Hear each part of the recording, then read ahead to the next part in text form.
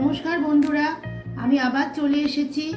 দেখুন আপনাদের সঙ্গে আজকের আমাদের লাঞ্চের মেনুতে কি আছে সেটা শেয়ার করব। এই যে এখানে প্লেটের মধ্যে দিয়ে দিচ্ছি ভাত, আর এখানে আছে বিউলির ডাল, আর আছে আলু পোস্ত, এখানে বড়ি দিয়ে পালং শাকের তরকারি, আর এখানে আছে ডিমের ঝোল, ডিম কারি।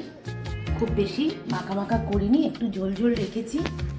দেখুন বন্ধুরা, ডিম কারিটা এই যে গরম গরম ভাত, আর দিয়ে দিচ্ছি এক পিস লেবু, আর দেব একটা কাঁচা লঙ্কা। এই যে আজকের আমাদের লাঞ্চের মেনু। এটা তোমাদের দাদা ভাইয়ের জন্য বেড়েছি।